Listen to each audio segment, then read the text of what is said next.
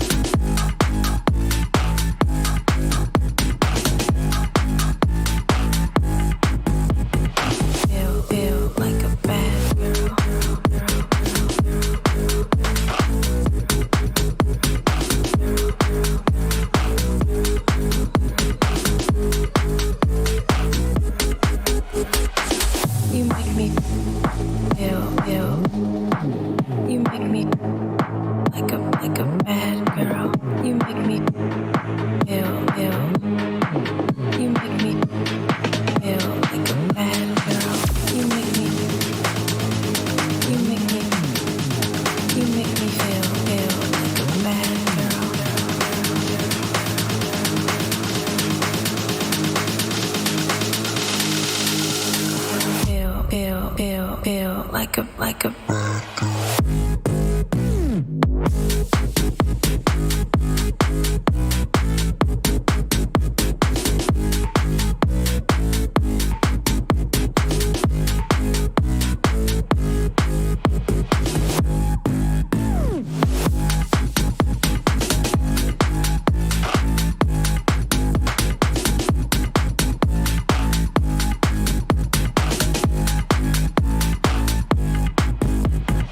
feel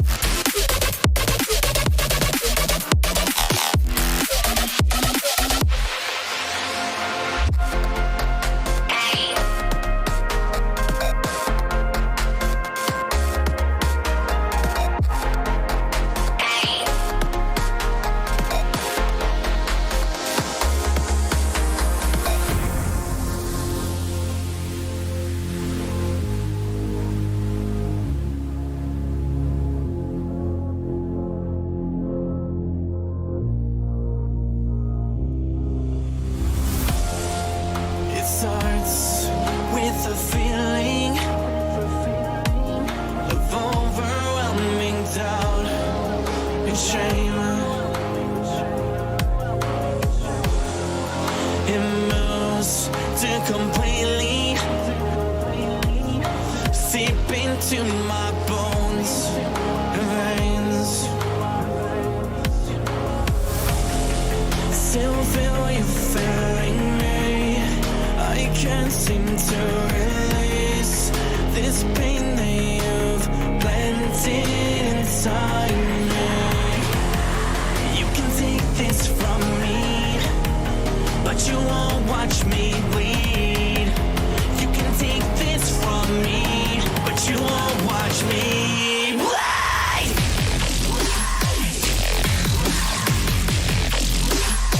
You won't watch me bleed.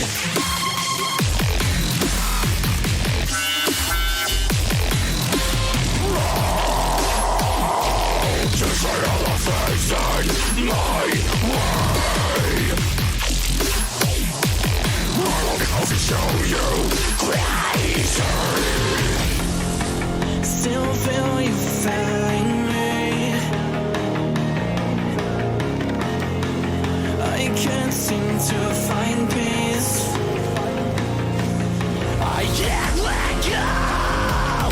Every time you lose control, there's another blood I hold. Twisted and twisted now. So get the house.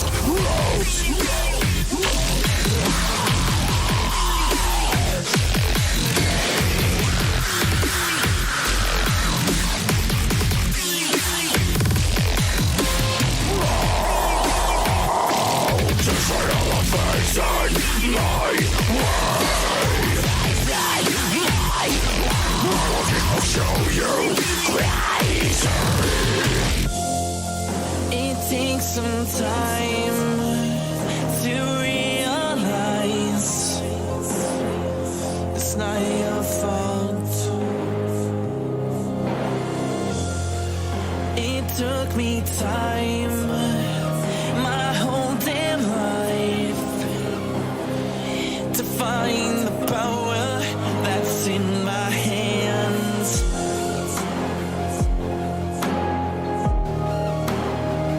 To find the power, to find the power that's in my hands.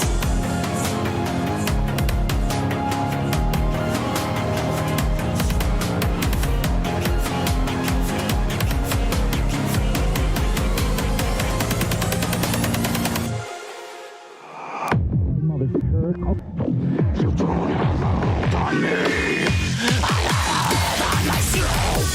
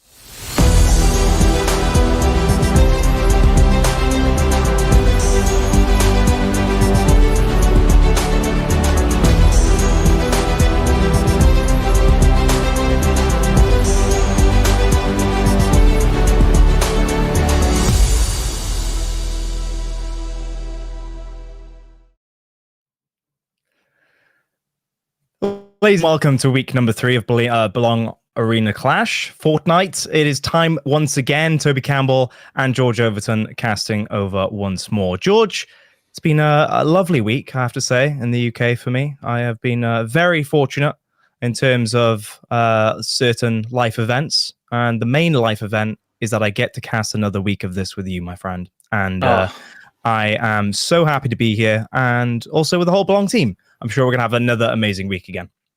I'm sure we are. It's been a week of waiting, but we are finally here and ready for some more Fortnite action. Only a week away from the Fracture as well, the in-game event, but we have the scores on the boards already. Stratford Athena starting off, well, the last 3 weeks, they have been incredible. The last couple of weeks, they've been fantastic. They've won the most games out of everybody, and they're on the top because of that.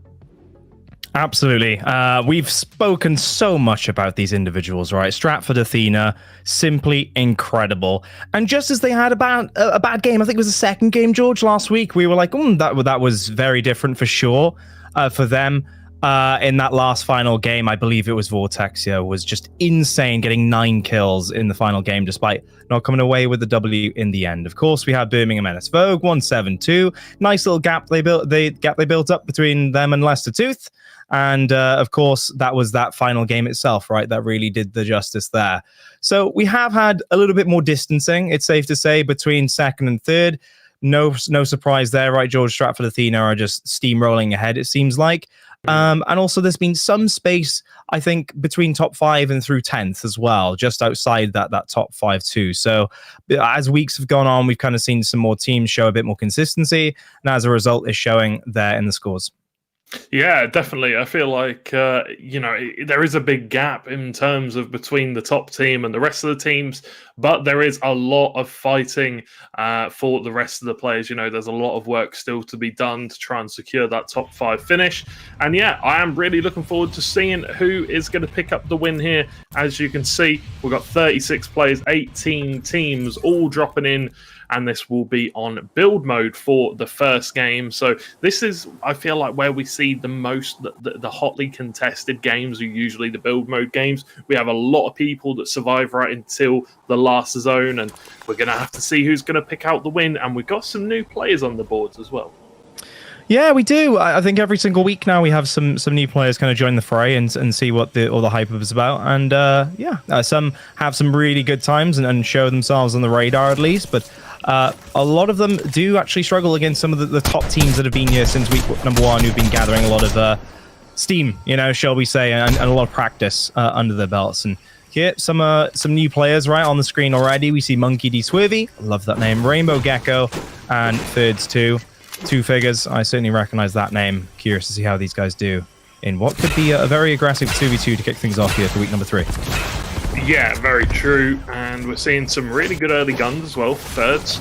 Does need to get some materials just in case they're contested for a build, but a really good start. Going to pick up the key as well there, so they can potentially look to go and do a vault or look to hit one of the legendary chests, which can hold some really good guns. But this quite hotly contested here at Fort Jonesy. Seeing 3 teams. Going to see Crooks and Tizer, the lads, as we call them, chilling on a little bit further away. But yeah, this is should be interesting to see which team can come out on top. Absolutely. Of course, Tizlad is a player who's had plenty of experience these past weeks, and curious to see if that'll kind of impact some of the decision making there. But no, it doesn't seem like. Oh, I was literally looking at those feet then. Crooklad, there he was, right at the top there, shooting first just a little bit. And because of this aggression straight away, as you referred to on Fort Jonesy, so many aggressors and players here straight away. I'm surprised, actually. Tizlad and Crooklad cast his eyes to the top left. They are immediately being destroyed, essentially, by Rainbow Gecko. 2 headshots to his name. And that very quickly becomes a 2v2. Surprised to actually lose those 2 players so quickly, George.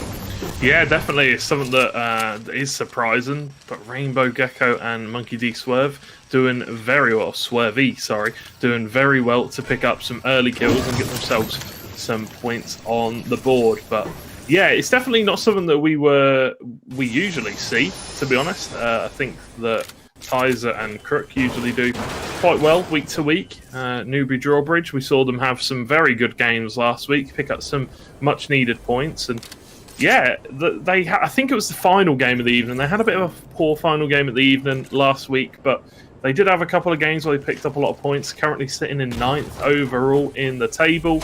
And we'll have to see how the rest of the teams get on. But as you can see, Tainted Towers has a little bit of action going on. A few teams there. We've got the Rave Cave. I assume that is the Stratford Athena lads hitting up over there. No one going to take my advice. But no Vexiona today. Ads has a new teammate, and we'll have to see how they get on. As whenever you have a new partner come in, it can definitely change the dynamic of the game quite a lot. Yeah, I was wondering if they would ever have any major issues pop up like this, right? Of losing one of those players from that golden duo, and it seems to have happened, right? We're over the halfway mark, right? We're on to week number 3. We've got another week next week for the finals.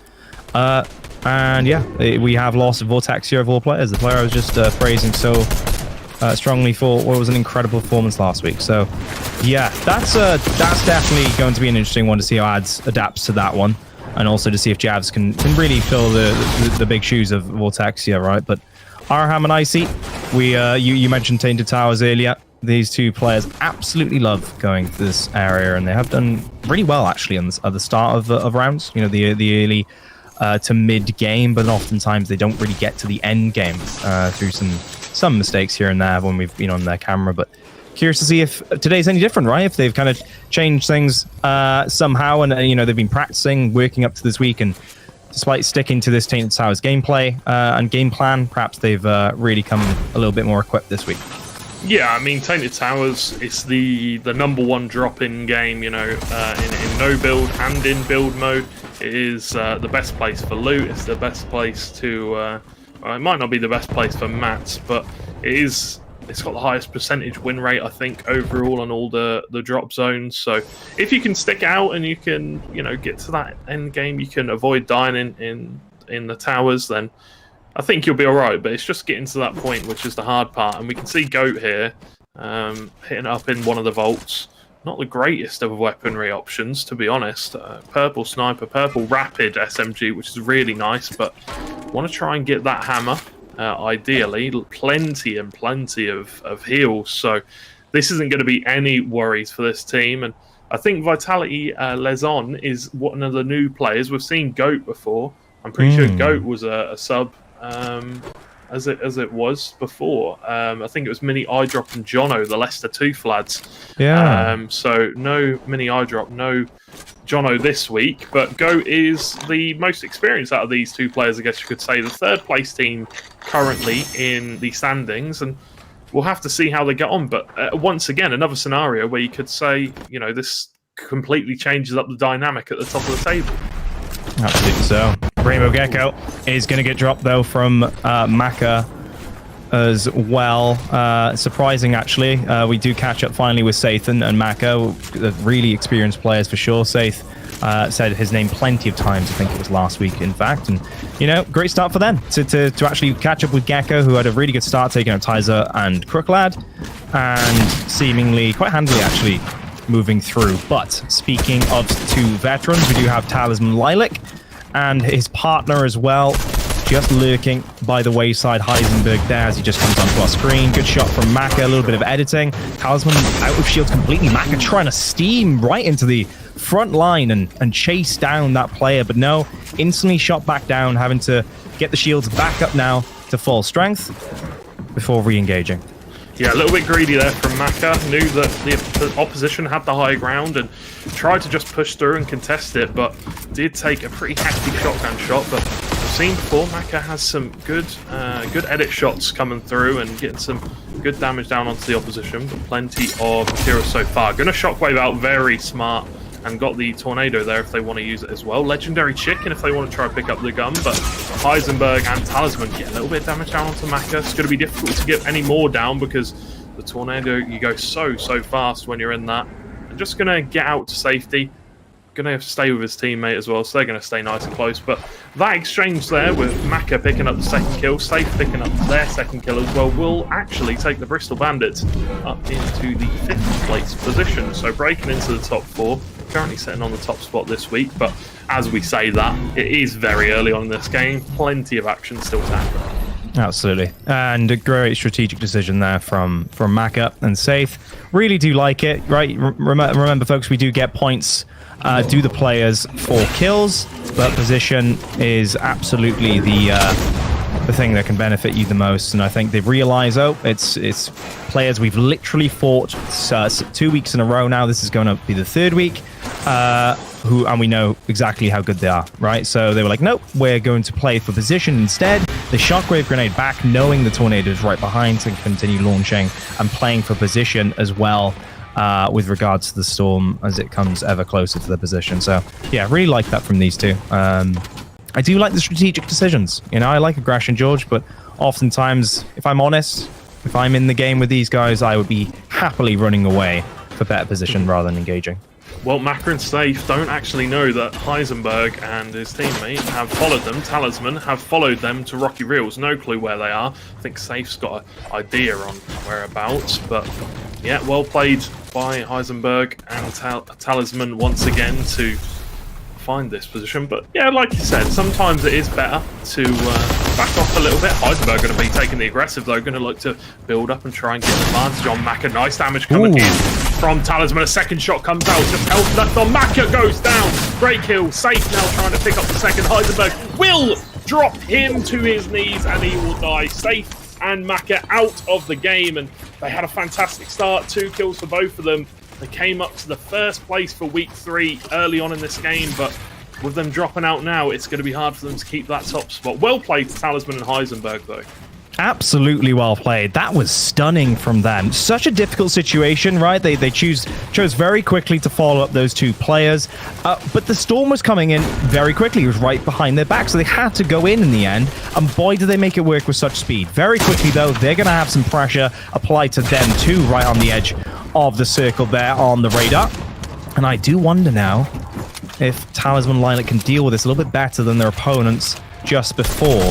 Solar Link experience on that side too. We see loads of veterans clearly fighting early on here in week 1 of play. Now, just behind Solar Link as well as Talisman, Lilac does lurk through, crouching away, editing his way back to his teammate. And I think there's going to be a fight very soon. I don't think either... Well, I say that actually. No, we're not going to have a fight. Because if you look to the bottom right of your screen, folks, immediately they've shot up off. Talisman Lilac has stayed back. And instead, we have them re-engaging. Dewey, Solar Link in particular. Yeah, Solar Link and Dan looking to maybe take a fight over this side of things, but they have taken the disadvantage. Very low on shields. Pretty much all gone for both of them, but they are going to take this opportunity to heal up. We'll take some shots onto the build, but we'll be fine. We'll be able to heal up. Got plenty of splash grenades, and as you can see there, the guns not particularly crazy good, but Solo Link going to be taking a lot of damage. They're going to have to blast away. That goo gun once again doing really good. Oh my god, that is an absolute... I'm pretty sure that was a sniper shot, you know. Absolutely lovely. Going to have to build up, try and get the goo down, but Solo's Link taking so much damage. Gets shot off on the talisman. Gets another one off. Drops him. Solo Link with the outplay. Massive. Can they pick up the second man, though? That was absolutely beautiful from this team. And still on 18 HP as well, somehow. Finally getting that back up a little bit, but this has just been a storied battle around Rocky Reels now, as Talisman Lilac has re-engaged and almost taken out Solo Link there with some excellent shots. Now, Solo back on the aggression here, right above Talisman Lilac and Heisenberg. But they have to be careful, of course, of that storm. They do not have a huge amount of time to hang around here. There comes another shot. Talisman Lilac and Heisenberg once again turtling up right next to each other. And they have to be careful because players are still lurking distance. Solo's careful to check his walls around him as he is getting shot from the side too. Dan, his teammate, just behind. And they don't have the mobility anymore, George. They don't have the ability to just simply escape at any point now. The shockwave grenades have been utilized. I'm sure Talisman Lilac and Heisenberg need to be considering this too. Yeah, they do indeed. They are in a really precarious position here. They probably don't have... Well, we can see here Solo doesn't have any builds. Well, 3 builds left. So this is very much a situation of if they get on top of you, if you're out in the open, if the builds break and you're in deep, deep trouble. You can see a few going to be dropped up to 30 now, so we'll be all right for the time being. But still not the greatest of positions here for Solo and Dan. Talisman and Heisenberg, though, still waiting underneath here. Lots of damage comes out on Solo. It's good. Talisman, though, really, so low, really isn't low. he? So low. Oh my, here comes the Storm Man.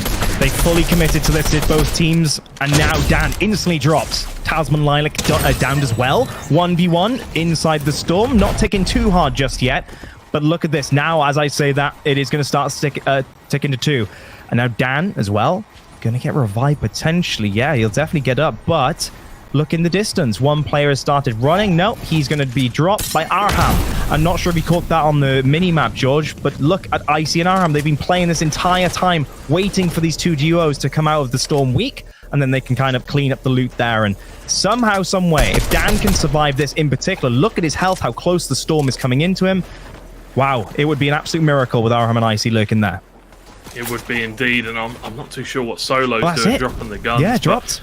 That'll be Dan going down, and Icy's going to push in to try and get the kill. Will first, and now it's just Solo. Icy and Arm, though, going to take the back burner a little bit, going to back off, just allow Solo a little bit of room, because they know if you overextend in these kind of positions, you can be punished. But Solo is so low, and he is almost going to be dropped. 21 HP, gonna go in the Storm, pop some shields. This is looking dire for Solo, and he will drop eventually to Icy and Aram, who are playing a fantastic game here. 3 kills apiece. We're gonna take a lot of damage down to just health. No shields remaining for Aram. Plenty of builds though left to go. Plenty of shields. He should be fine for now. What a storied game this has been, George. I mean, every time we catch up with a new duo on their conquest, the mini-map shows itself having more enemies than it did in the previous engagement. And now Arham and Icy are the ones who, a little bit weak, they have been able to get their health back and now running round the outskirts into more and more players. And it's been insane because a lot of these veterans have been pushed so hard in this early game. It's something that you're definitely not going to be used to, right, in the early game for a lot of these players, right? Unless they've been competing in FNCS or other competitive matches, it oftentimes is not going to be as aggressive as this and so consistently skilled as you see in competitive matches, just like here in Belong Arenas. And so, yeah, for these players to be so confidently throwing themselves at each other, it's really good to see. And speak of the Devils, it's ads and jabs right behind Arham and Icy now.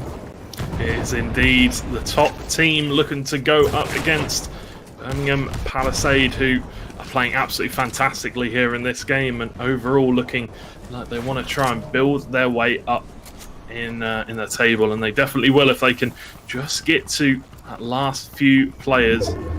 They do need to play a little bit safe, and as you can see, they're going to just run away from them here. They don't really need to take a fight, which they don't know if they'll will 100%. Nice bit of damage there from the goo gun. The shield will come out, which is really, really well played. It's a Fantastic item, but that's a one-bang headshot from Icy onto Two Figures, and Two Figures will drop. And that's another kill that is really needed for Aram and Icy, so they can replenish those builds, replenish those shields, and really well played once again from the Birmingham duo. And once again, 7 eliminations for Aram and Icy here. I think this might be the highest kill lobby yet to date in Belong Arenas for Fortnite. And so this little strategy that they've been working through has been working out incredibly well. We said at the start of the game, right, they've struggled to get to end game. They've always gone to Tainted Towers, and they've had some good loot, but kind of failed to really progress through to the later portions. But now they've done exactly that, and they're doing it really well. I'm really impressed from what we've seen from these guys this week, and as I said, the eliminations absolutely do not lie. They're in the top 20 now. Ads and his teammate Javs just on the far corner. It's a quite interesting decision actually from Ads and Javs, considering usually you'd expect them to just really just throw themselves at their opponents. Instead, they chose position. Now perhaps they're changing up just a little bit now. They built a little bit higher. But Aram and Icy, with their own goo guns and shots themselves, are throwing loads of damage. That catches Ads very hard, actually. He loses shields completely, and they're still trying to just build up a little bit of cover now for the next circle. That's the thing with this goo gun, it's got such ridiculous range as well. If you can find the accuracy with it and you know the range and the projectile speed, you can just absolutely laser these builds. And if it gets through and it drops onto a player, well, it does just ridiculous amounts of damage. Got the shield bubble there, debating whether to take it or not, but really you want to keep that goo gun. It is just, honestly, I don't want to say it's OP, but it is very strong. It's something that all players need to have in their loadout for sure. And you can see here, just waiting to see where the storm safe zone goes. And you can see here, Thirds and Two Splashy. Two Figures did get killed by Aram and Icy. Ooh, good shot onto Oms.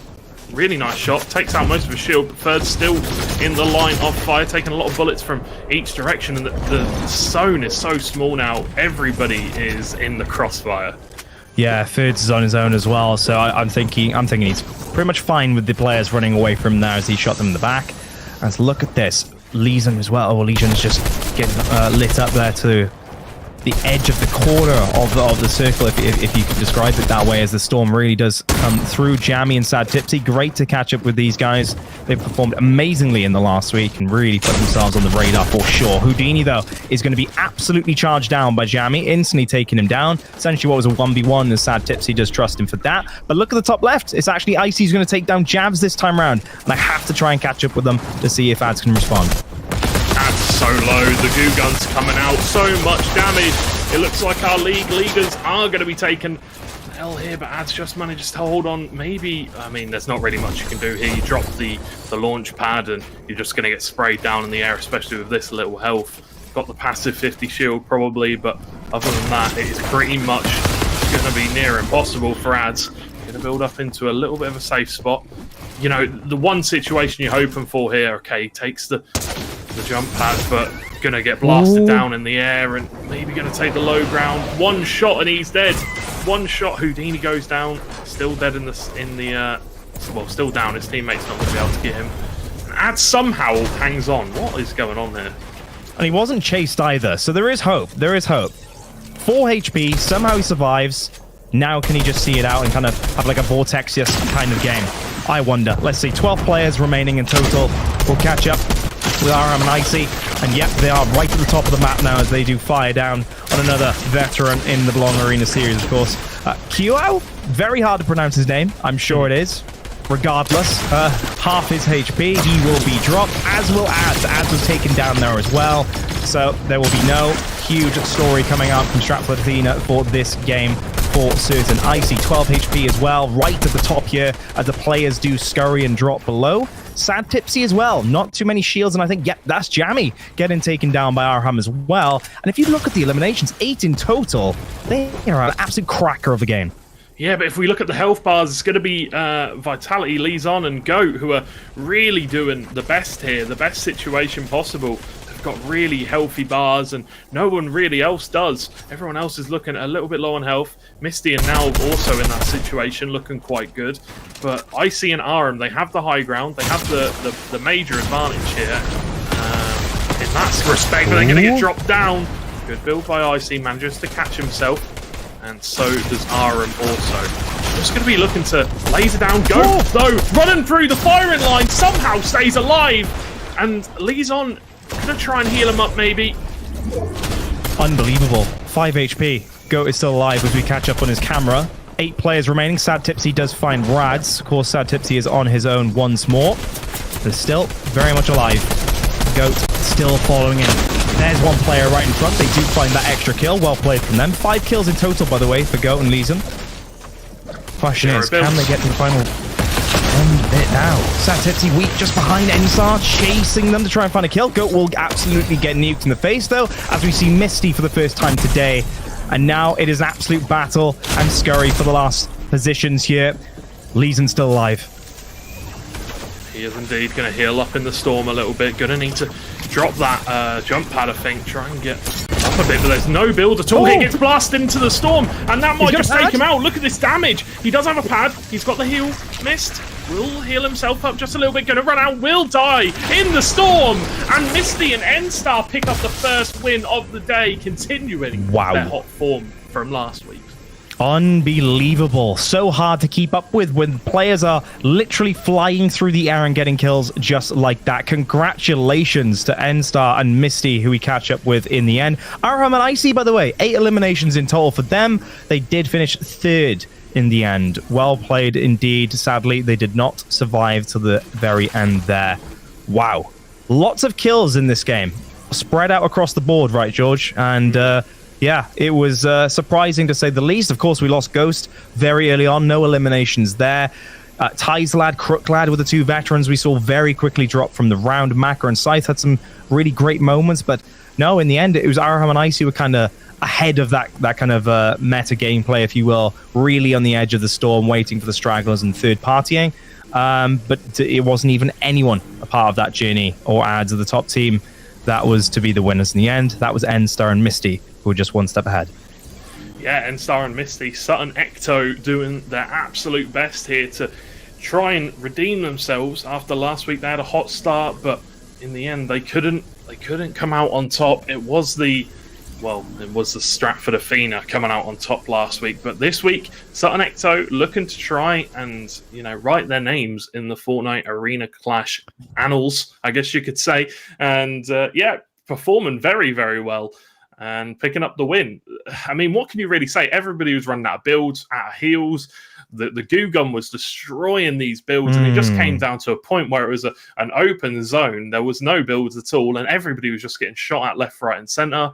A lovely, lovely shockwave grenade, though, to send one of the last players out into the storm. And wow, what a game that was. It was just action-packed right from the off. Yeah, and it started off...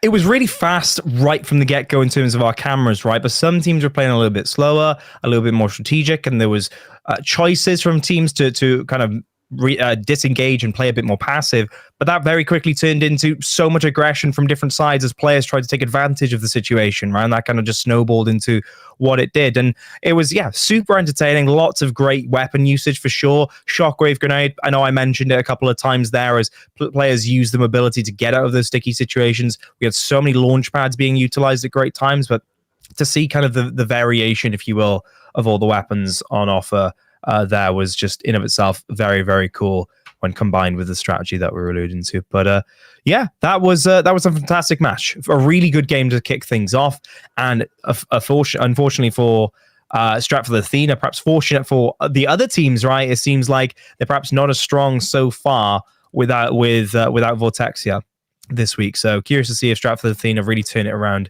in game number 2. But with that said, folks, hope you're enjoying the broadcast as we do get started here today for week number 3 of Belong Arena's Fortnite. We've got 2 more games to go ahead. As I mentioned, Zero Build is next. Please do not go anywhere. We'll be right back after this short break.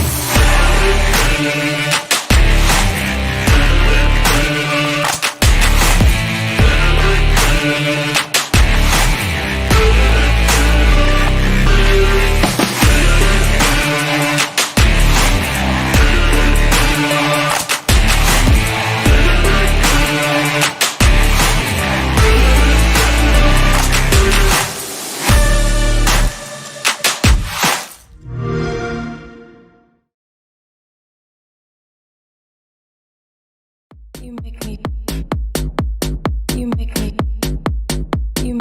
feel like a bad girl.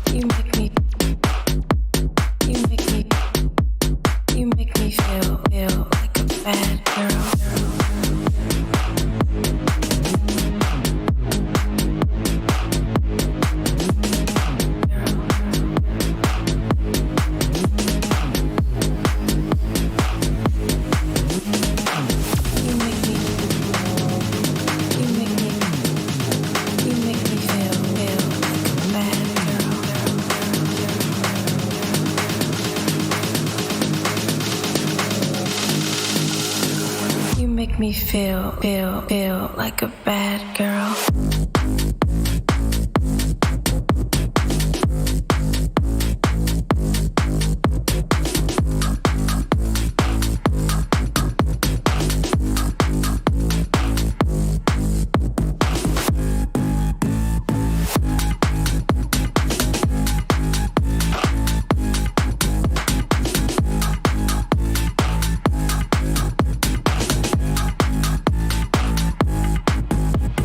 Me feel like a bad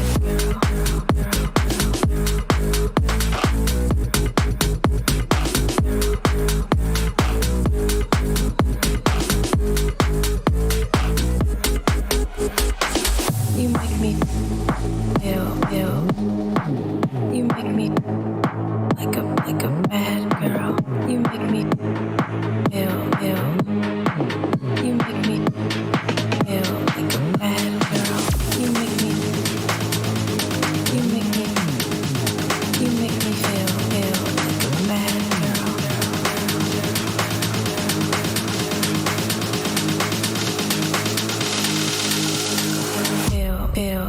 Feel like a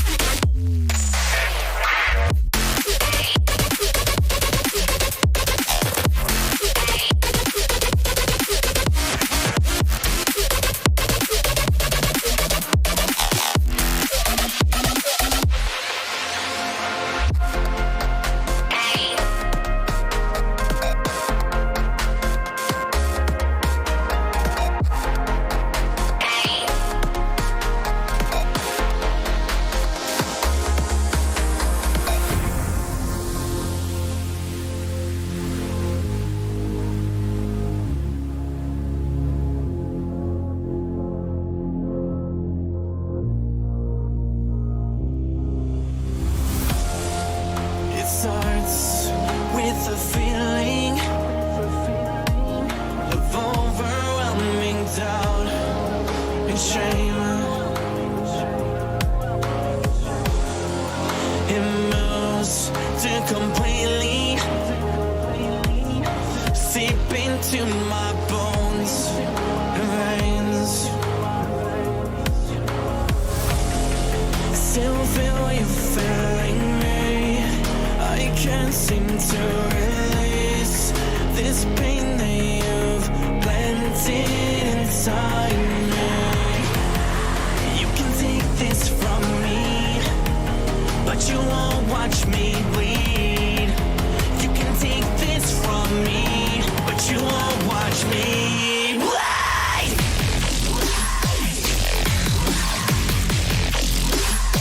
You won't watch me bleed.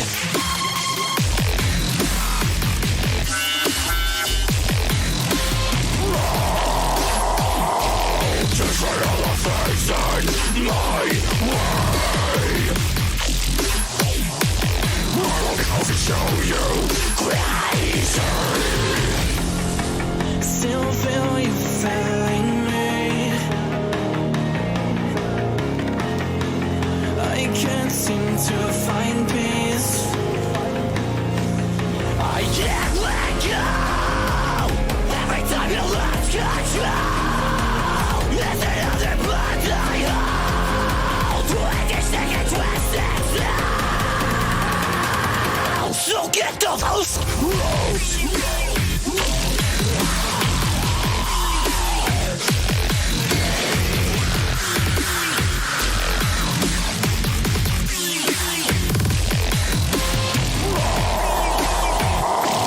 Just right on the face in my way. I'll show you crazy. It takes some time to realize it's not your fault. It took me time, my whole damn life, to find the power that's in my hands.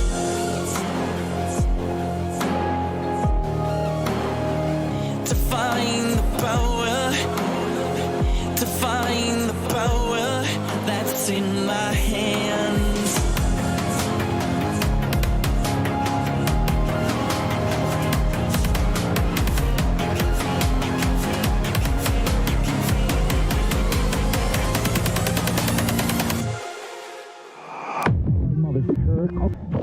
You don't have a hold on me. I have on myself.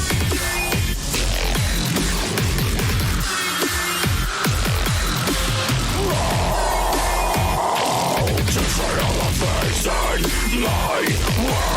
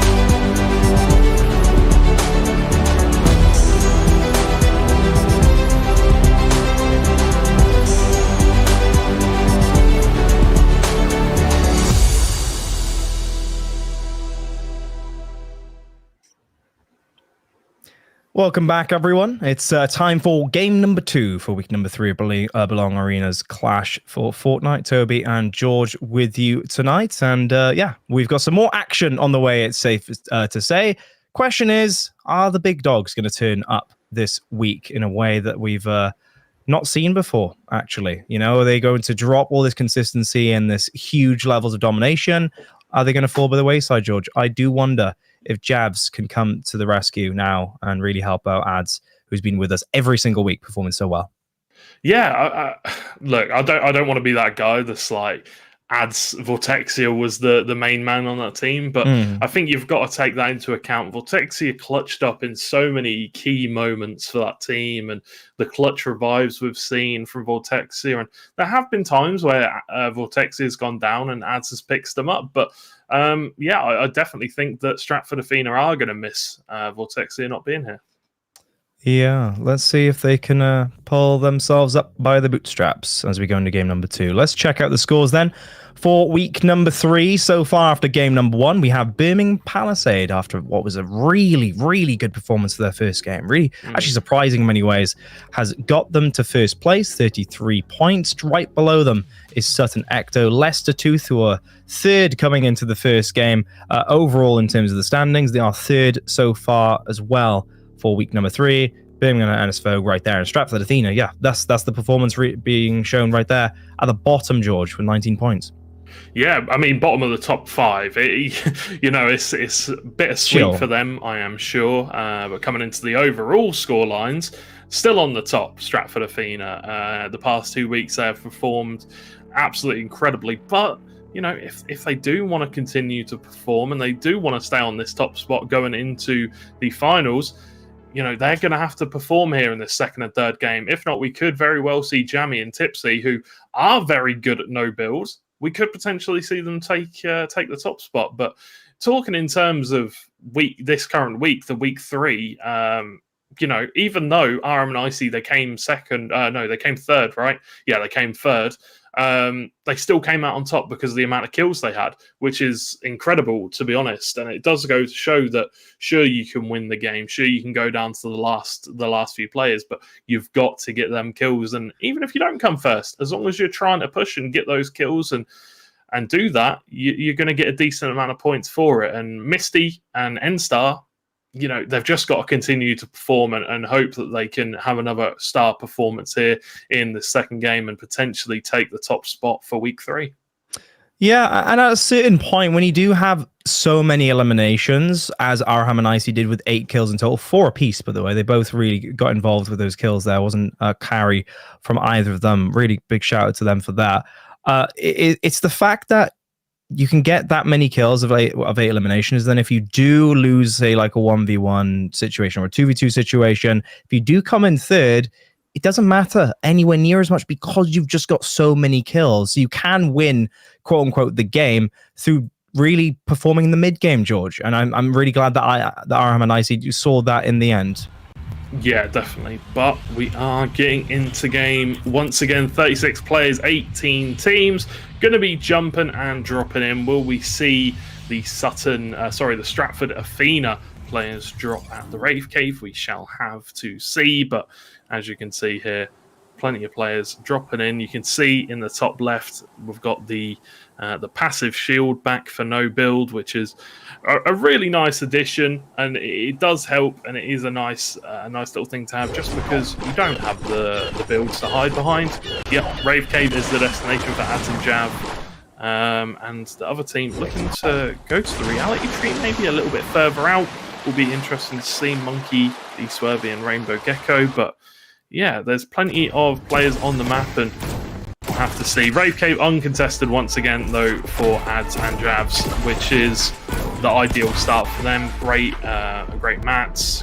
Well, not mats because we're in no build. Great guns, great heals, great shields. Everything that you want is in the Rave Cave. You can get a couple of keys. You can do a vault. You can get the chests open to get a legendary gun. It's just, it's a good drop spot. It really is, especially considering they're dropping there and it's uncontested pretty much every game. RM Nicey, though, Tainted Towers is the location for them. Yeah, and we were just talking about storylines and narratives kind of forming, which we've really been blessed, right, George, with all of these storylines and players really being so consistent in their ways. And I think kind of really a good sign of that is just Arham and Icy sticking to Tainted Towers. You see, of course, as well, the Rave Cave, once again, from these two right to the top of Javs and Ads.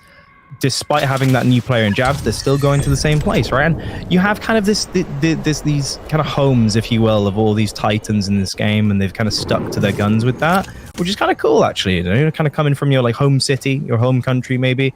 You know, kind of with the theme of the World Cup, almost these titans eventually moving out then to face each other in different locations. It's just it's a really cool thing to see. I think that I've just noticed there, and curious to see actually if Ghost themselves, for example, who are just outside Tainted Towers, again they typically go here as well, will actually be able to kind of topple the Arham and Icy duo this time around and do a little bit better this game. Yeah, well, they are going to have to. Well, they are going to try and fight them at some point while they're here, I'm sure. I think they might know they're here. They've probably seen the drop on the mini-map, and they chose to go for the health drop. Plenty in there. I think you get a chug canister, whatever you want to call it. Gives you up to 100 shield. You get plenty of meds in there as well. Spray mist, whatever you want, it's in there. And as you can see, yeah, full health. Ghost and Texan Taze, they are not full shield, so it would be disadvantageous fight for them. But Arham and Icy, it's Tainted Towers is their location. It is the place that they go every time, and they don't often die there. Ooh, now that is an interesting drop to get. A legendary Cobra is a big one. It deals, I think it's 67 per headshot, and it is an absolute laser beam. As you can see, Texas trying to fire some shots onto Arham and Icy. Yeah, it's interesting, isn't it? And right from a chicken in front of us, by the way, just drops there. I'm like, oh, that will certainly help things, won't it?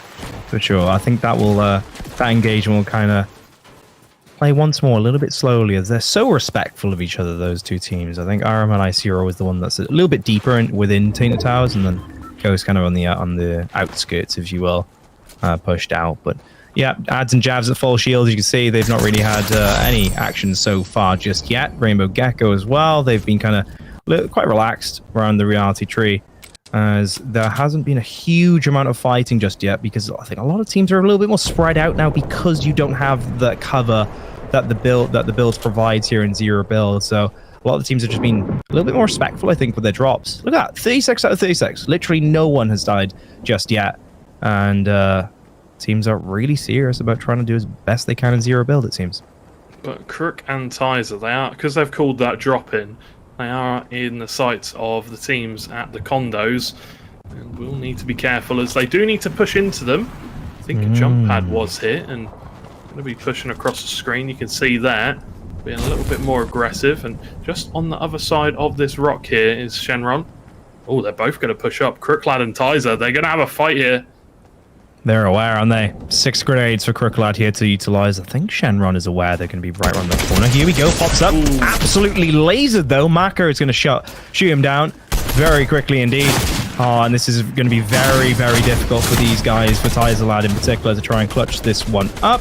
And I think Crooklad knows it's perhaps all over at this point. Let's switch to Tizer's POV. 60 HP. There is a drop there right in front of him. He will launch pad out there. 50 HP. Can he get to the ground in time? No, he cannot. Shenron will finish him off with a really good headshot. Tizerlad and Crooklad both taken out, as the aggression from Maka and Shenron does absolutely pay off. That is the first team to be knocked out of the round. Yeah, definitely. Another team, though, they saw the shots on the minimap. Gonna maybe tame the boar. No, choose not to. Nope. If a boar comes up to me in a game of no build, I'm always taking it. They're friendly, you can pet them. Great. I mean, the wolves are a little bit more aggressive. They, you know, if you leave them be, they kind of attack everything in sight, which is a little bit rude. But as you can see here, Shenron going to pick up the boar and is going to be enjoying it. It's a little bit of a weird camera angle, but it is. I'm wondering if it was going to change, but no, it's not going to. Yeah, I'm surprised actually that duo. Oh, they are lurking, aren't they? Yes. They are checking just behind. Let's come back off the map. Yeah, they are aware. Shenron just turning back to see. I think they're aware. Maka's looking back as well. There's not been any shots.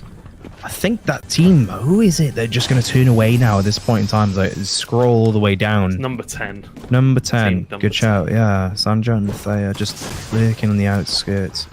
Yeah, nothing really going on right there. But I look over and across. There's a lot of action at the other end of the map now, as the circle is coming in a lot faster from the top end. Jack Doherty just there, ready to be annihilated. Ads is coming right behind. Bruno does not know what on earth has happened. Ads 18 shield down to that, but nothing else will be put onto him, as he essentially 2v1s them there. And a nice little simple pickup of eliminations for team to get their campaign going for round number 2. Oh, Jack in his default skin got caught looking at the bounty board, and he didn't actually know that he was the one with the bounty on his head. Ads and Javs picked up the kills, and unfortunately they will be picking up another fairly early elimination. The Maiden City Nocturne duo, Bruno and Jack, unfortunately. But the teams are now starting to collapse in on this safe zone.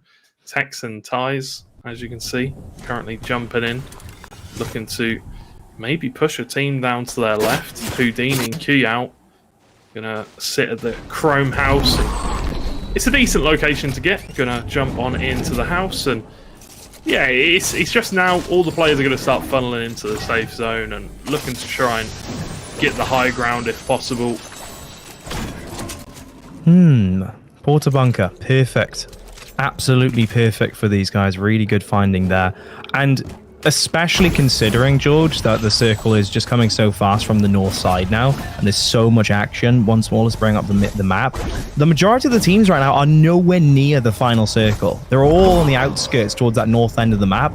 And so, yeah, a lot of players are going to be starting to get shot from the side under pressure, just like Jabs here. He was dropped very quick, or rather, shots were fired instantly towards his way, and look at who it is. Icy and Aram just right at the top of the hill, and Javs right there lurking with Ads just underneath the staircase essentially, and it's not ideal. Yeah, Ads, I'm not surprised, shockgraving back across because Aram and Icy are just waiting there for them with a really good position. Yeah, it could be Icy and Aram once again to eliminate them, but they are shooting some shots back. There is a gold chicken there if they choose to collect it, see what you can get inside. Who knows? Could be a legendary hammer, but Javs will pick up the kill onto it. Ad's still shooting across the lake, and it's a rapid SMG, not as important in no build, as it does so much damage to builds. So that's the main reason why people tend to use it, but we'll pick it up nonetheless. We don't tend to see as many close quarter fights in no build. It usually tends to be fairly mid-range distance. But going to pick it up nonetheless, and as you can see now, lots of players starting to come in, and it looks like there's a bit of fight, and Maka going to be downed. Shenron running for their life, and it is going to be Heisenberg and Talisman once again pushing, trying to get another kill. That they are. Super aggressive, trying to finalize Shenron, who was out of there rapid, but Talisman Lilac, I think he has just been able to run ahead. Heisenberg just checking behind. Let me check. Talisman Lilac, yep, he has found Shenron. Just hide in the bush. Here we go. 1v1 essentially, as his teammate did turn around. 68 HP, but holds his nerve to Talisman Lilac. Does find that final kill in Shenron, but no, Maka is actually out completely, as is Ghost Texas as well, is going to be dropped. It's not over yet, it seems like. Heisenberg and Talisman Lilac just turning around, a car just going across the side, but nonetheless, it's really good to see actually that Talisman and Heisenberg finally have got some eliminations to their name and are looking quite healthy at this point in time. Yeah, not too bad. 50 shield, 62 health with the 50 from the passive. Houdini's gone down over the other side. Kiao's going to try and get him up. Ooh, lovely. Will Talisman find them? Will Talisman see them, potentially? Not going to see him out the corner of the eye, but if he looks and waits a second, might just be able to... No, I think they're sitting indoors at the moment, but either way, yeah, really well played by Heisenberg and Talisman. The eliminations coming out onto Shenron and Maka, who actually had a decent amount of kills, to be fair, in this game. I think Shenron had 4, it was, so yeah, eliminating one of the top duos. Yeah, Ghost Ties on his own, still very much alive despite losing Texas there. Players are starting to converge now on this on the circle, and a lot of players are kind of just in their own little zone, George, I want to say, just like having heads on a swivel, not really engaging, almost as if they're all hiding in bushes in many ways, right? It's really interesting to see, but Arham and Icy still alive, as we see engagements will start any moment now. Look at all these players actually flying into the center. In particular, Ads and Jabs, I do wonder how they engage themselves, as they are right on the outskirts, surprisingly. Not as aggressive, anywhere near as aggressive as they usually are. I don't know if you saw on the map just then, but it was actually Ties who just picked up a kill solo. You can see him down there, the green solo marker, outside the storm, the safe zone. Wow. Just picked up a solo kill to himself, so well played to them. Talisman going very low though. Heisenberg and Talisman sitting on top of the jump balloon, and Chrono's going to be coming out there. So shots coming out, not going to be able to hit any. Will land. Is he going to go down? He's all on his lonesome though. Talisman and Heisenberg will pick up the kill. Now Riley going to be coming in, and once again, this is not a fight you want to take, my friend. Your teammate, unfortunately, bit the dust, and Heisenberg and Talisman playing a really good game here. Got the high ground, looking in a good position. Yeah, I'm surprised that, George. That was a really obvious and significant mistake from that team. Talisman Lilac, speaking of mistakes, just walks off the end. Okay, this is troubling, safe to say, especially given the position with zero cover in front of all those players there. But now Heisenberg is coming quickly to his rescue. No one saw. They're all fighting their own fights elsewhere. So things should be just okay for them. But yeah, as I was saying... Oh, wow. He was struggling as well to revive for a second there. Now he's just going to throw the bubble shield out, essentially, and just to make sure that revive comes through. But as I was saying, I'm surprised that Talisman, Lilac, and Heisenberg even got a kill there. Opportunity given to them like that, so handed to them so easily, with just one player coming up and literally like a huge break before the second player was up there. You need to be able to communicate aggressive plays like that, especially when they're that risky, and especially when you're playing against players like this in the open space with zero cover on your landing. That was not a good decision at all to go in on their own there. Yeah, no, not at all. You really, like you said, you really need to be communicating that with your teammate a little bit better. Some kills going to come out, though, across the board. I think Misty picked up a kill there. I'm not too sure who it was on to, but as you can see, we're mostly just left with teams. Solo and Dan sitting over there, and Talisman needs to be careful not to fall off the balloon once again. Houdini as well, you can see him. Taze still alive, just about. Going to be dropping him right on top of Houdini and Kuyao. Not sure if he knows, but yeah, plenty of teams still alive, and the zone now getting really small and wow, literally on the other side of the wall there. Oof, dangerous times for Ties. Ties is moving. Not being spotted, I don't think. He's going to Heisenberg as well, of all players. He doesn't know. They are literally stealthing his way. Let's see, Ties. Can you pull this off somehow, some way? Full health, full shield. Here we go. Nope, instantly going to be blasted and will be dropped. They were ready for it in the end. Great reaction from them. But no, for a second, George, I was believing. I thought Ties had just thrown his ghillie suit on or something and just kind of thrown every single feature you ever can in every game, any game ever existed before, to silence your movement and things. But no. It was not to be. The only thing he threw there was the game, going up for that, that balloon. Going for the all-in play, essentially. I was actually alluding to that as well a few times last week, George, in that zero build positioning is absolutely everything. You can't build a height advantage like you can with full build. You actually have to just get there and hold it.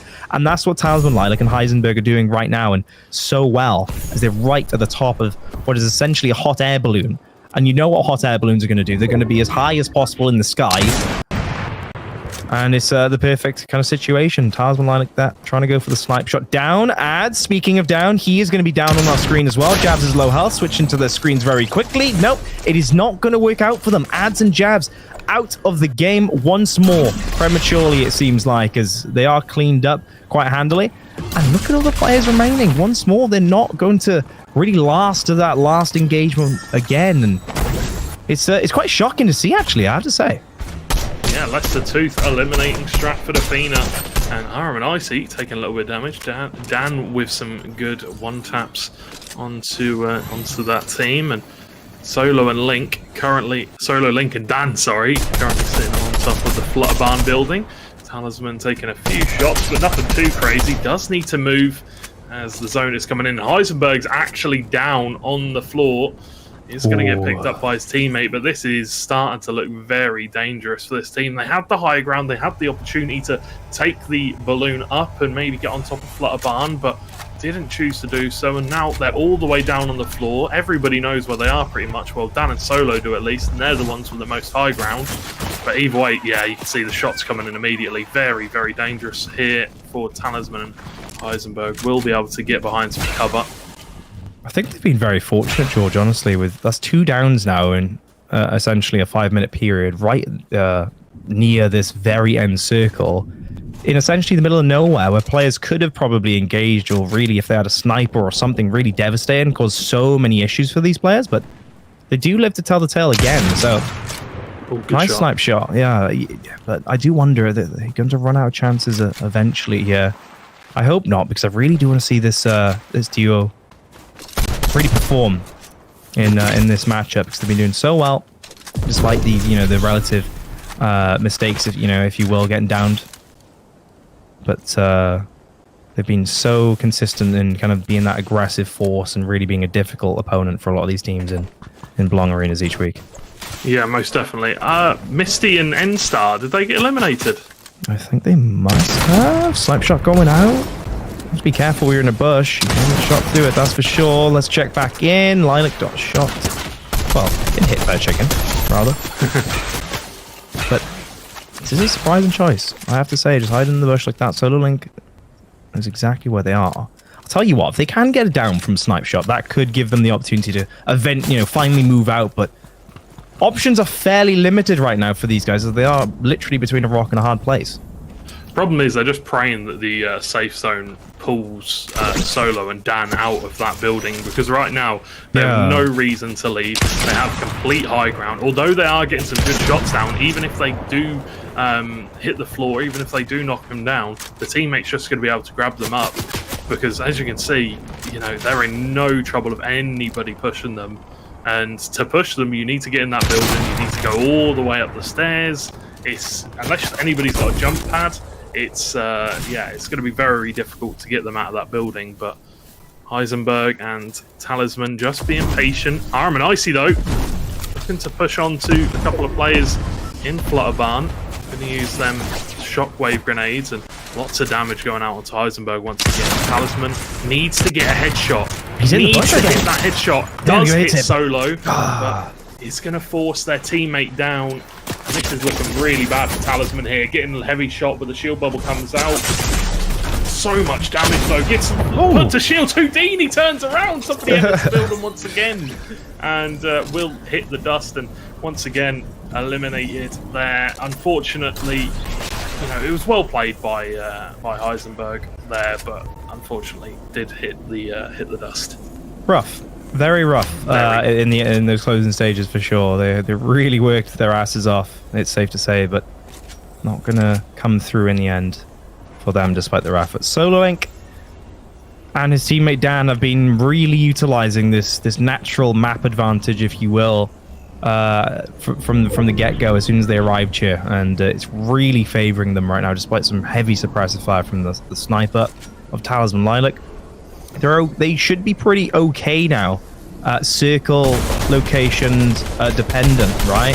So let's see, as we see the last few players starting to engage, Solo Link actually dropping all the way to finalize those last shots. Houdini does go down. It's 4 players left in total, a 2v2, as Goat will shoot across the way, right into the edge of the storm. Still alive though. Surprised Solo Link did turn around, but perhaps trying to stay alive for this closing moment. Goat has been located once more with very little HP. In fact, it's 2v1v1. I do correct myself. Should Solo Link and Dan be able to finish this off? I wonder, a 1v1. Vitali just about eliminated there in the end. Solo Link, well played from him, even losing his teammate right at the end.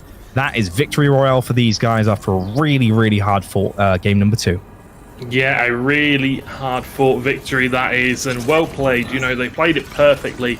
They had the high ground. Birmingham NS Wolf played fantastically. They had the high ground. They had the shots coming out. They had plenty of shields so they could just heal up whenever they got shot. Towards the end there, I was a little bit worried. Don't get me wrong. I was a little bit worried. I was thinking, 50 shield, doesn't have any meds or anything like that. A couple of shots could take them out.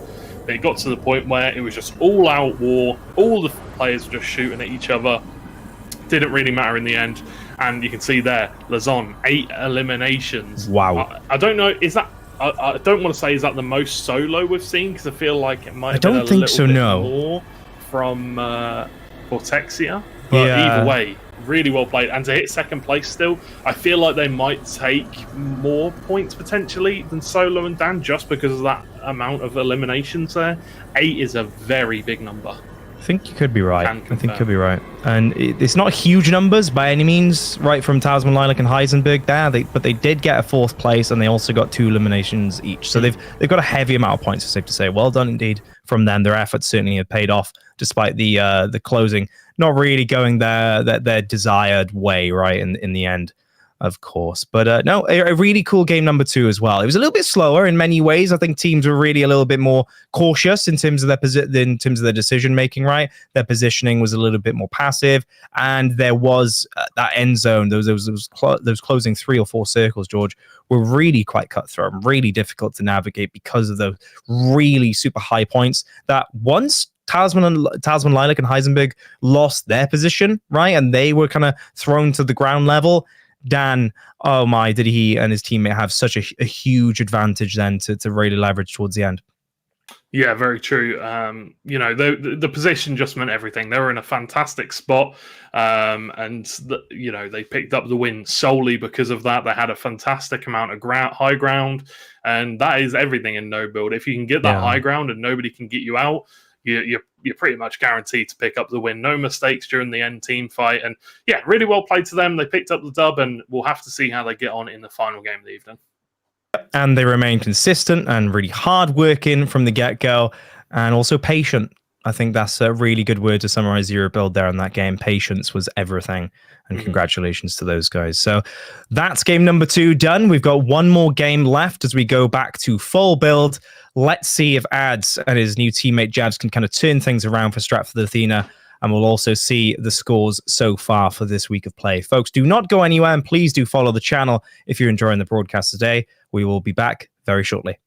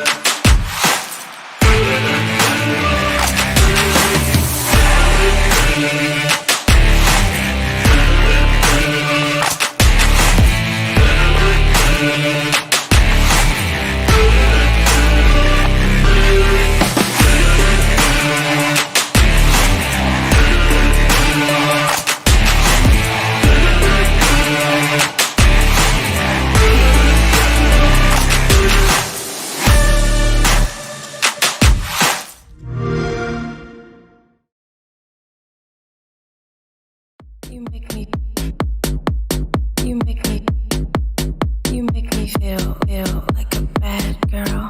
You make me me feel like a bad girl.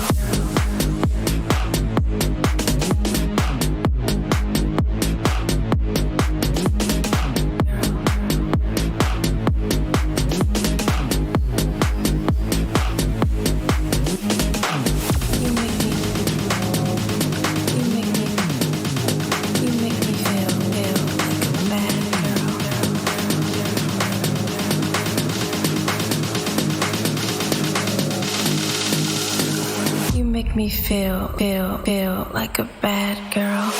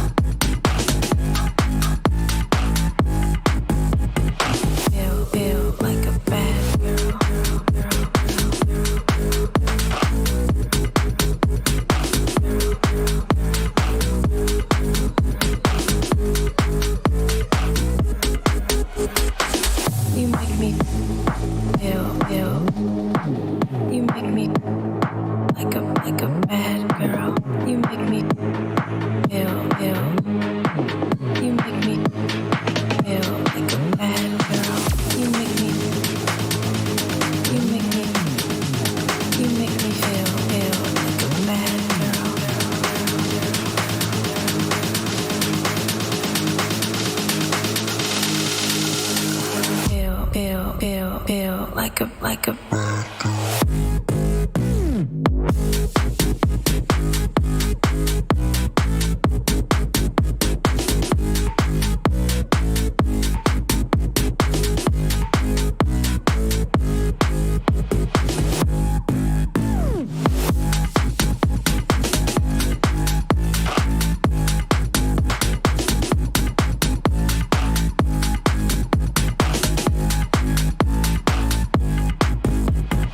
Feel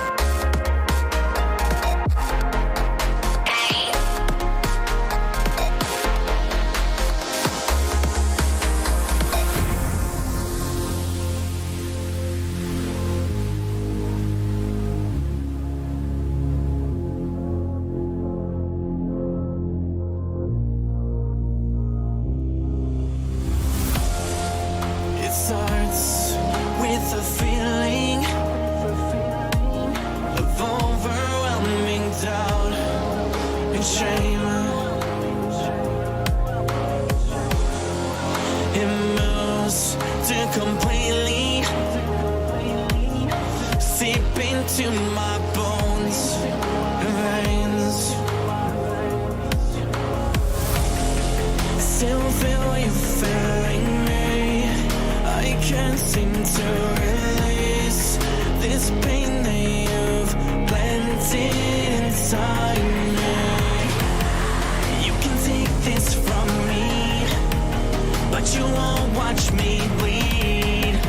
You can take this from me, but you won't watch me bleed.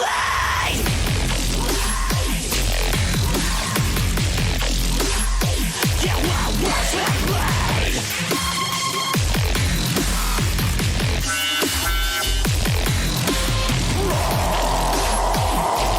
Just right on the face in my way. I'll show you crazy. Still feel you failing me. I can't seem to find peace. I can't let go. Every time you lose control, there's another blood I hold. When you're sick and twisted now, so get the house close.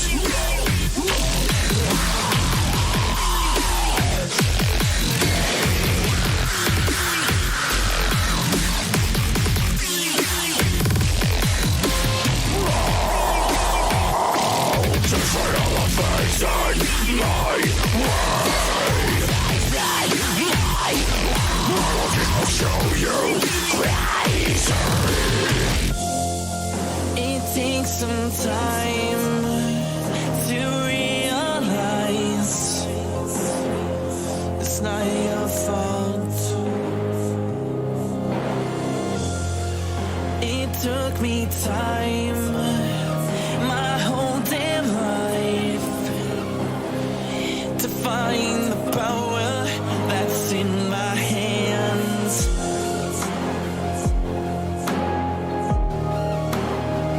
To find the power, to find the power that's in my hands.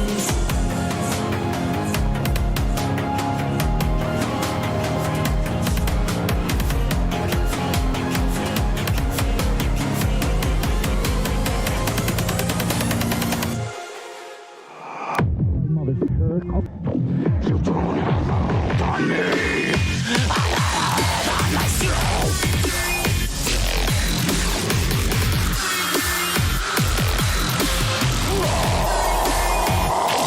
Just right on the face.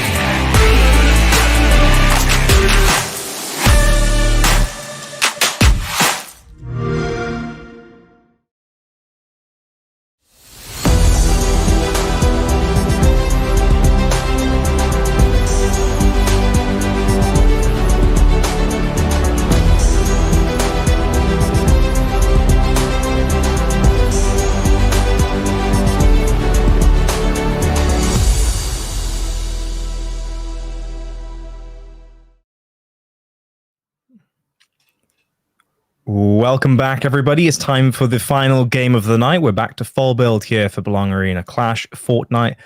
Week number 3. Toby Campbell and George taking you through this one. Let's have a look at the scores after that last game. Of course, that was 0 build in terms of the scores and affecting them.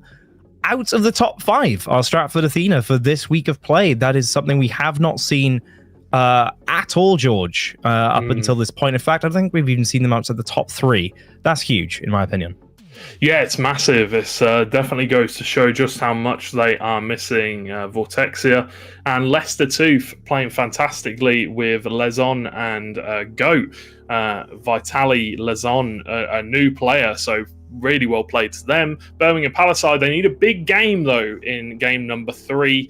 As they want to be hitting that top spot. They want to be getting that qualify for the final. And as you can see, though, Stratford Athena still on top just because they have been so dominant over the last 2 weeks. But Leicester Tooth, they are sneaking up behind them. And who knows, one absolutely massive game this week, one absolute banger to end off. You never know. It could bring them within 10 or 20 points.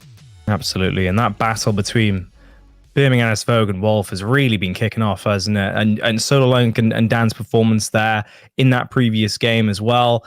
And generally this week of play has been excellent. And that's kind of really the reason that those two are going to be battling it out for supremacy, right, in Birmingham. They've got a lot of teams, Birmingham, right? But those two clearly are standing out compared to the rest of them. And I do wonder who comes out on top in the end as we see the conclusion for Belong Arenas here. Finals, of course, next week, George. Lots to look forward to, including this next game. Stratford Athena. Can you turn it around? Can Javs pull it together? Can ads really show what they're made of, right? Yes, as George said, right, they're over the 250 point mark. They're still very much in first place overall, but to be outside the top 5, it is concerning. It is very concerning for me, especially as we go towards those finals next week, George. Let's see. Can they turn things around, or can Solo Link and Dan themselves carry on with this awesome consistency? Let's see. Yeah, I mean, Aram and Icy, they need to have a big game here to get that qualification, get that final spot guaranteed. And yeah, they are just, I think they're 13 points away from Leicester too. So they need to have a good game. We need to see them, well, in their minds, they need to come into this game and they need to be thinking, right, we need to win this game in order to have our best shot of winning week 3. And they definitely need to do so. As you can see, Heisenberg and Talisman here sitting in Flutterbarn. They are alone. They do have the zone to themselves. Plenty of loot, plenty of everything here. And you can see they're going with very specific guns. You're probably thinking, why is he running past? Why is he running past some of these guns? You know, why is he running away from a Blue Cobra? It's because these players, they have very specific guns they want to get. Very specific. You want the hammer, you want the prime shotgun, and the rest is mats, materials, and meds and shields, everything like that. You can see dropping the chrome shotgun, might even drop the chrome rifle. Not going to wait until they find the hammer to drop that one, but very specific things that we'll see these players get. Probably won't drop the rapid SMG, as it is a very, very useful gun in build mode. Does, I think it's like the most damage to build, or something like that. Either way, it's really good at breaking through when you're trying to push through those builds. And no hammer yet for Heisenberg, but either way, Talisman full shield, looking good for them. And you know, when you've got a full POI to yourself, it's always feeling pretty good.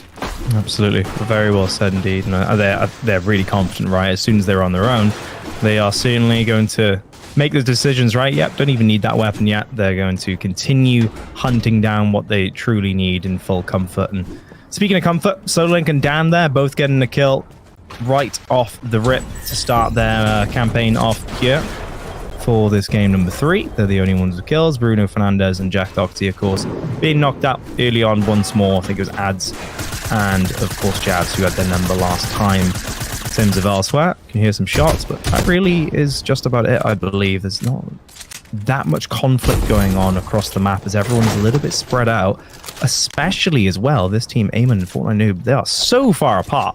One's pretty much a reality tree, one's near the dangerous rave cave, where, of course, Ads and Javs, none other than those two, are lurking. Yeah, talking about comfort, this is their most comfortable spot. a purple Cobra there as we're going through the vault. Plenty of shields to be had. Another big chest there as well, but nothing too spicy. You know, the green prime, the green hammer. Was probably hoping for at least a purple hammer or a purple prime to come out there, but not to be seen. And yeah, I mean, it's the location we see them go to every game. This team and the Stratford Athena lads, they lock it down every game. You know, nobody even contests them because they know that they're going to be there. And that just goes to show how good they really are, because usually if you go to a point of interest, there's always going to be somebody contesting you, even if it's just one team. But the teams know. They know ads and javs are here. They're like, well, we definitely don't want to try and contest them early. We want to try and actually survive a little bit here, try and get a couple of kills or a couple of shots off in a fair fight. You don't want to be caught out, but you can see here plenty of builds, plenty of materials coming out from the Rave Cave. It's one of the best places to go, and they look like they're going to have a pretty solid start here. Absolutely, yeah. Once more, they will certainly be very comfortable coming outside of the Rave Cave and seeing the light for the first time in this game. Let's check the map then. Again, still relatively relaxed map, I want to say, in terms of players, but this is certainly the most contentious spot, I want to say. We have the veterans in Shenron and Sathia, and they see Dan and Sololink, who are somewhat split up just across the way, right? And with plenty of builds and plenty of loot, I'm sure Sololink and Dan have been able to accrue by now. Saith is just off to the right now. Shenron trying to run around to get there, but he has to be super careful to save.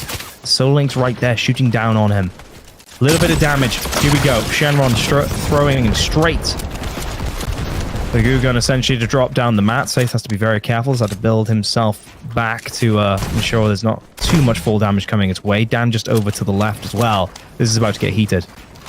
It is indeed. Shenron going to continue to build up, and Solo has gotten well out of there. I think Dan is now launching over to him. Oh, gotten in the car. There you go. Sitting in the car, waiting to get to his teammate. What I'd have liked to have seen Shenron do there, and Safe, I'd have liked to see them group together, maybe use them shockwave grenades to get on top of Solo Link's builds, just because they were in a great position. They knew the teammates were split apart. They knew they had that time and that window to go up on top of them. And what's the worst case scenario? Solo blasts away using a shockwave grenade.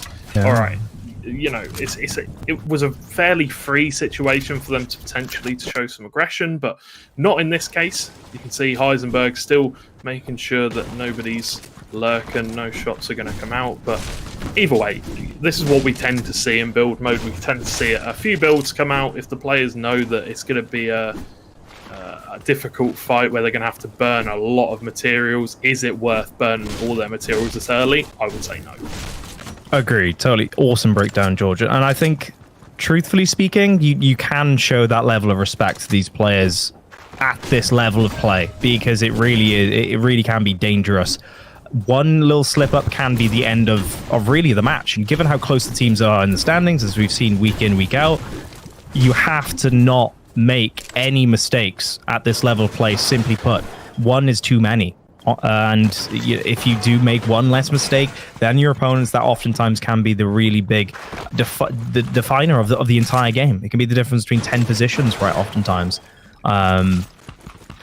Or even the win in the end, because we have seen how many teams have been able to secure the W at the end throughout. There's been a lot of variety there, despite dominance from a lot of teams in terms of the standings. So let's catch up with N-Star. I think that's what you just spotted there. There's a huge amount of damage put his way, and we haven't really seen a lot of action from N-Star and Misty in terms of our cameras, but they have very much been present in these games, haven't they? Yeah, definitely. They've been popping off in the background. We haven't, like you said, we haven't necessarily been seeing them the entire time, but they've definitely been present in these games, and you can definitely look at the scores and see that, but unfortunately it hasn't been the successful week 3 they hoped for. You know, they can turn it around here in the third game, but it is definitely going to be difficult for them to hit that top spot, maybe even impossible. I'm not sure if the mathematics completely line up. Going to kill the chicken, and it's a Cobra, probably not going to pick it up.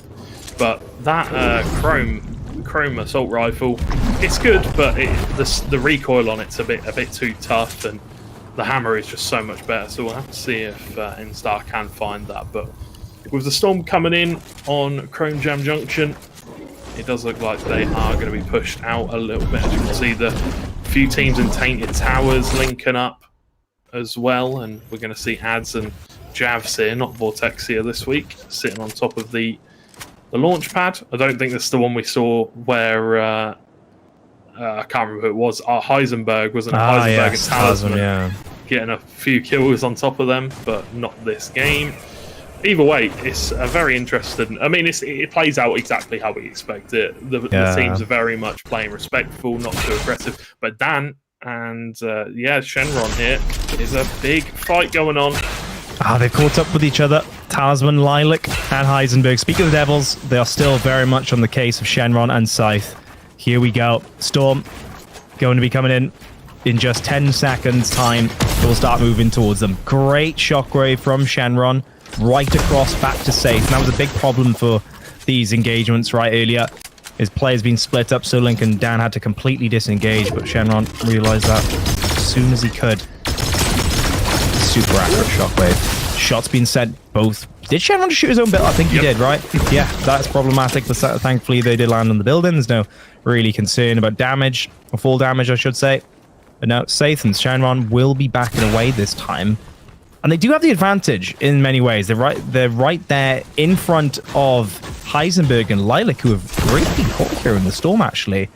They're turning back around. They must be looking for the launch pad or some other way to really move across, right? I switch now to Misty and N-Star because they were getting shot up a little bit. I do wonder. If they go to the top, they should be. They'll be fine movement-wise. I'm just wondering, are there any opponents nearby that could damage them? I don't think so. Yeah, they should be just fine. Making progress across the way. They are looking. They can see Javs and Ads now, potentially. I don't actually know if Misty saw them on top of that other launch balloon, but as you can see, there are plenty of teams in the vicinity. Do need to be careful. On the other side of this mountain is Sanja and Thea. Do need to be careful. They're actually inside the mountain through Grim Gables.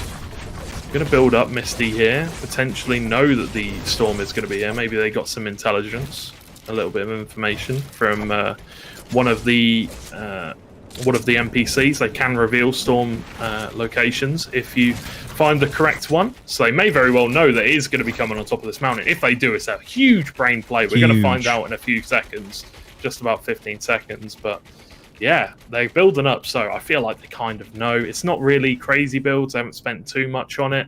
Exactly, yeah. Either way. Massive. I mean, it's huge regardless, right? If you have the builds to kind of build your own height advantage, it does not matter. This is still significant. Let's see. The circle has moved. And I do wonder if they're going to continue to play it slow there, because it is just that natural map advantage, right? The height advantage right there at the top. Let's see, though, as we do go across. Solo Link and Dan right there in front of Heisenberg and Talisman. They're right on the edge of the storm. I feel like one of these duos is dropping any moment now. Yeah, it's been teetering on the edge, hasn't it? They've all been fighting a little bit left and right. As you can see, the builds from Heisenberg only got 53 left. It's a decent amount, but it's nothing crazy. And on the other side of things, Solo and Dan have been involved in quite a few little skirmishes, but nothing too crazy. A little bit of a Mr. Bean moment there from Talisman, getting stuck in between a rock and a hard place. But we'll just drive away. They understand, look, the zone's coming in. We don't really want to fight here. And they have 4 shot grenades as well. At least Heisenberg does. So I was about to say they have plenty of movement there. You add in the vehicle, and it's just it really is a simple decision for them to get out of there. Truly is so. Dan and Solo Link pretty much okay, but can maybe have some difficulty in the short while as Heisenberg and Talisman just perhaps continue to turn around and pressure them in the storm. Houdini is looking to make a play, maybe onto Heisenberg and Talisman. Oh, sorry, not onto Heisenberg and Talisman, but onto Dan and Solo. We'll have to see, as Two-Figure is down. Is he out? His teammate is nearby. Should be able to come and help him up, but might very well be getting pushed.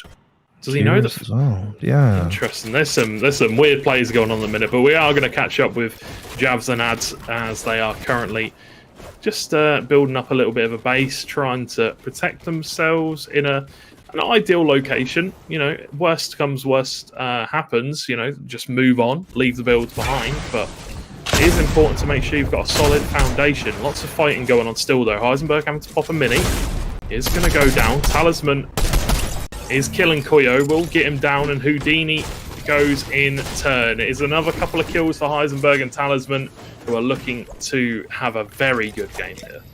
They are. They've been able to find these kills quite easily, quite comfortably, it seems like, as they were just right on top with that height advantage and just collapsing down on the players beneath them, despite what was quite a precarious situation earlier with Dan and Solo Link. And it doesn't seem like Dan and Solo Link have actually chosen to kind of go the way of Heisenberg and Talisman, right? They've kind of built a little bit of distance now, and it seems like Talisman and Heisenberg are still aware that Dan and his teammate Solo could be out there somewhere, but they do actually have to be super careful now. As you can see, ads and jabs from that kind of vantage point they were forming on our camera earlier, they have got that window, that edited build, to be able to shoot down on the snowy grass just over to the left of them. And Solo Link and Dan, you can still see them chasing across the storm, avoiding as much conflict as they can, while just barely surviving in terms of that distance from that wall approaching them.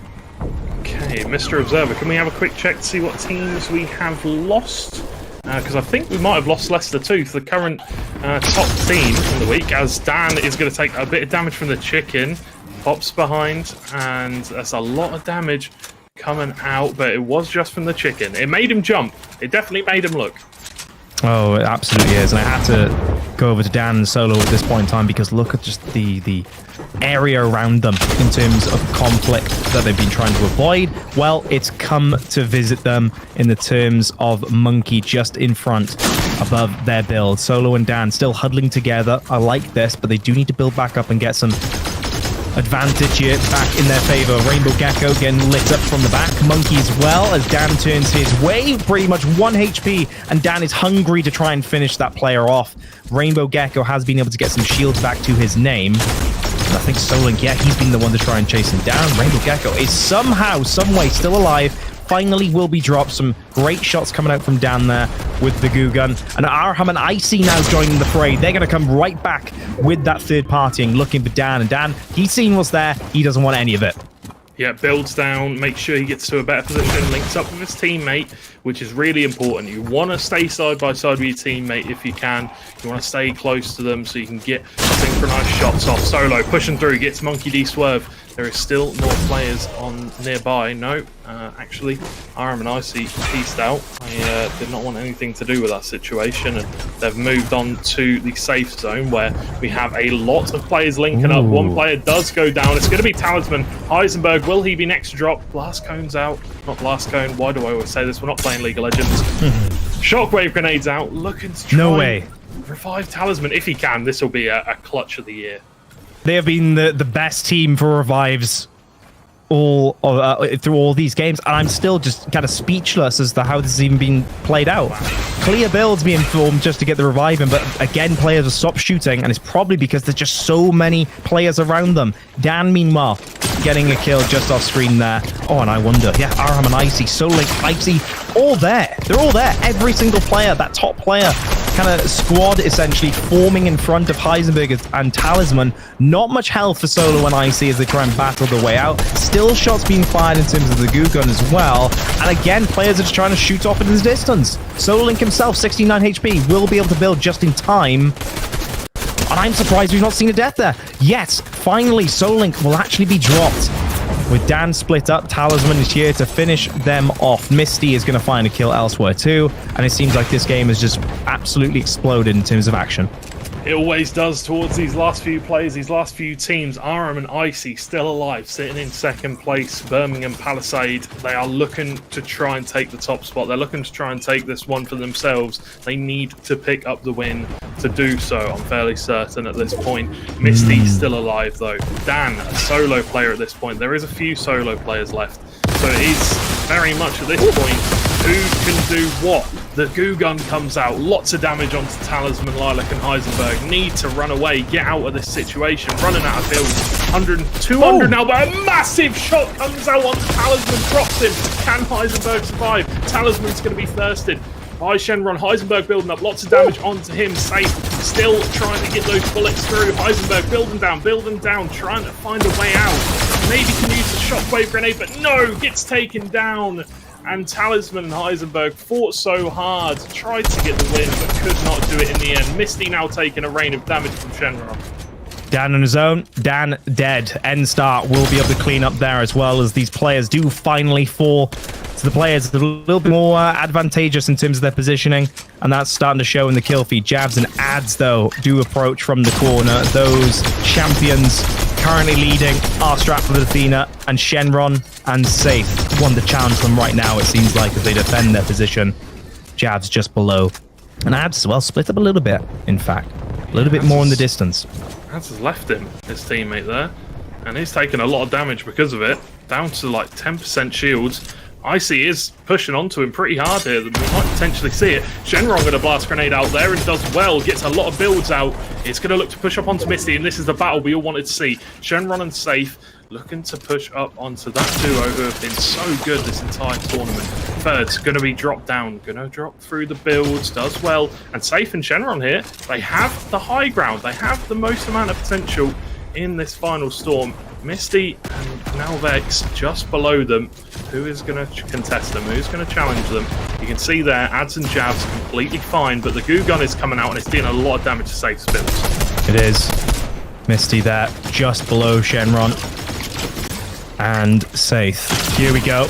We got a goo gun of our own. N-Star dropped, full damage being put his way, but he should be okay, actually. There's a little bit of land right beneath these builds, it seems like.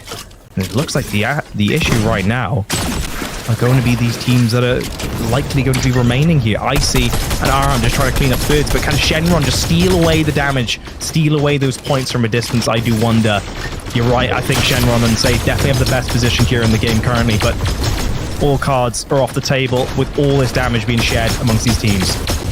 Very much Aram and Icy taking the brunt of the bullets here. Lots of damage coming through. Shenron breaking through those builds. Icy trying to get through there. Can they drop him? Not this time. Still going to continue to build. Maybe some heals to come out from Icy. No, nothing left at all. Aram very much the player that is the healthiest here out of the two duo. And, well, this is now starting to get very, very intense. Shenron drops to N-Star, and that was not expected at all. It's all going down here. Safe raining the bullets down onto the team, and Shenron drops fully. Not going to be able to be saved, but you can see here, Misty regained the high ground from Safe and Shenron. Can Safe clutch up here? No idea how Shenron was actually picked off there. Must have been caught out or fallen by the wayside. It's up to Safe to try and clutch up. Speaking of clutching up, Ads is going to be taken down out of the game. Jabs as well on his own now. Ripped away as Icy gets the kill, but there is revenge. A down, but not a kill, unfortunately, for Jabs and his teammate. Jabs is out of the game now as N-Star finds that kill, and Misty is still alive, but N-Star, hot bit of trouble, it's safe to say, with all this damage being put onto him, and the shots just above. How can they survive this? Icy's going to be taken down now as Jabs does get his kill. 12 HP for N-Star, somehow still alive and building his way. Gonna drop down, look for some heals, but Misty is fairly healthy. Aram is gonna have to do it all by himself here. He's gonna come out, and there's a shot, and there is the kill. It's a 1v1, 2v1, and the win will come out by Misty and N-Star, who we said we need to see them have a big final game of the evening here, and they did just that. They played really, really well, and they ended up picking the win with seven eliminations between themselves, the most in the lobby and the dub. They've got to be happy with that. Absolutely, and it caught me by surprise. That wow just came out of nowhere because I had no idea that the players were going to be cleaned up so quickly in the end there. And it seems like, just as we check this scoreboard, that it's very top-heavy, the eliminations, I want to say. You've got a lot of teams with high kill counts, and you have like the 5 and 2 from Misty and N-Star, which really came towards the end of the game. Dan and Solo doing an excellent job. They get 5 eliminations themselves. 4 eliminations for Icy, right, to get the 4 total for for that squad, and Ads and Jabs, they got 4 kills in the end as well. Talisman 3 kills. And it seems like that was kind of the story, right? The hard hitters of this game, George, were really performing from the get-go. A lot of the teams fell by the wayside because these top teams were able to come into their own, and that consistency did actually start benefiting them there, and they were able to just walk over with how warmed up they are. And as a result, I really do want to see the scores as soon as possible, because that last game was quite treacherous for a lot of players and teams, those top teams at the end there, because of how unpredictable it got and how well a lot of these teams were playing in their kind of responses to aggression and their reaction times and choices made there in the most perilous moments. Yeah, I mean, you've got to say congratulations to Sutton Ecto for picking up that win, but will it be enough? Will it be enough to bring them up to top of the table? That's the question, because Birmingham Palisade, they played so well as well. Aram and Icy picked up a few kills. I can't remember how many exactly it was. I think it was 4 eliminations for Icy. I'm not too sure how many it was for Aram, but either way, they played very, very well. They picked up plenty of kills. It's going to be so close at the top of this table now. I can't say who's going to win it. It's going to be tight. I can't wait to see who will be picking up the win and who will be qualifying for the final week. Very, very exciting indeed. But what a final game it was. It was action packed, full of thrills, full of action, and that's what you want from Fortnite, really, isn't it? You just want non-stop action. Towards the end, it gets hectic, and just another great week. Absolutely. And I think that game number 2, compared to the game we just saw, was a huge contrast in the effects of, say, zero build and full build.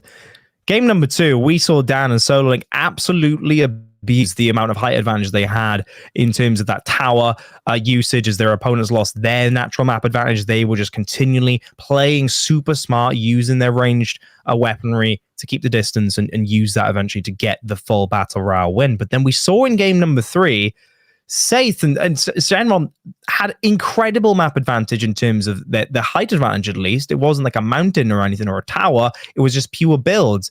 But they were the first ones to almost get picked off towards those closing moments, George. You can kind of just turn your head to the sky almost from your bunker and just see these players kind of being a little bit too comfortable with the height advantage, a little bit too comfortable with the peaks, with the assault rifles and the snipers. And as a result, I think that's what really brought Shenron down in the end. A little bit of overconfidence, some cockiness because of the advantages they had. And as a result, it really cost them in the end, as they weren't able to get into the final battle.